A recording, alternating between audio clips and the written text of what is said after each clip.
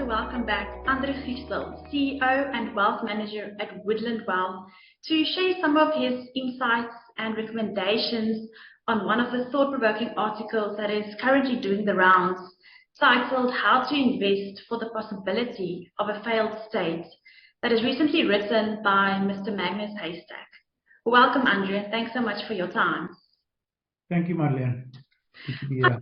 One of the controversial topics or statements that's currently doing the rounds that is written in that specific article, I'd like to get some of your input and recommendations on one of the strategies that he has highlighted. Now, that is specifically aimed at using offshore allowances to invest through international investment platforms. Do you think this is something worth considering for individuals? Yeah, thanks, Madeleine. Look, the suggestion or the advice to take most of your money offshore is actually not controversial. It's very mainstream. So it's not controversial as such, but we think the timing of that message might be wrong. So we've been proponents of offshore investing for a very long time. Maybe not direct offshore investing, because most of our clients invest via their personal or their family trust, which makes it a bit more difficult. But I think the message, whether it's direct offshore or via asset swap or feeder funds here in South Africa, the important thing that we need to consider is at what price are we accessing these assets.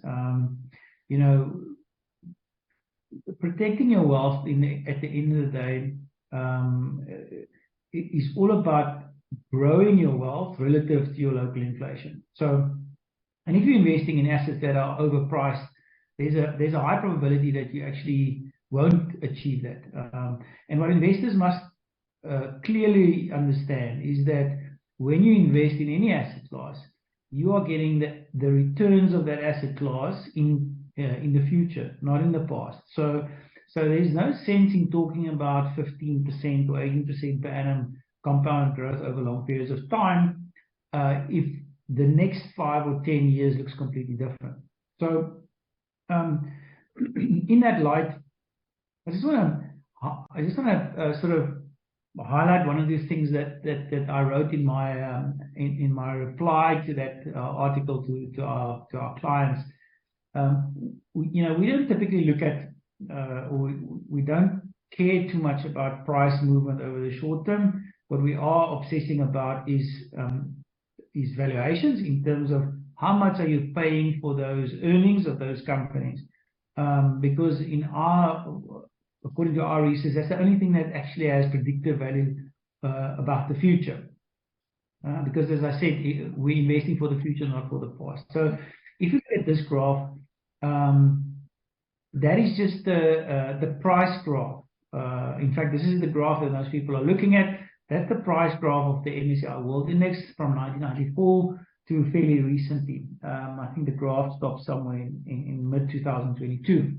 And what Mr. Haystack is mentioning a lot in his articles is the period marked B, which is the last 15 years of great performance or investment returns from offshore equities specifically.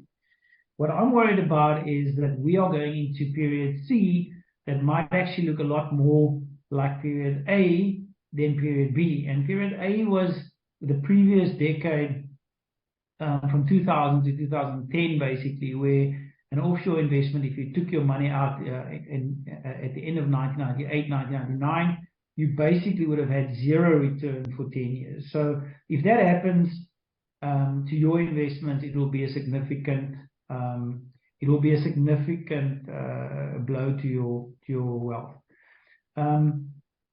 Now, why would a situation like A maybe repeat as opposed to B?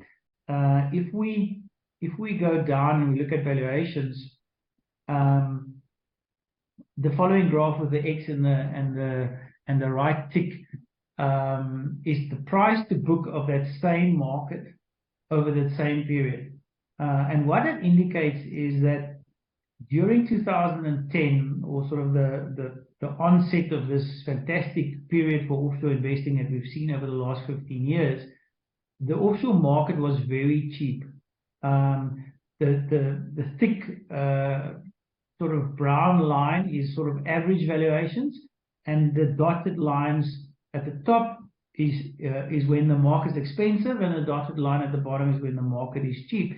And you can see that the market was very cheap around 2008, 9, 10, 11, 12 even still. And that was a good entry point for anyone wanting to invest in offshore assets or offshore equity.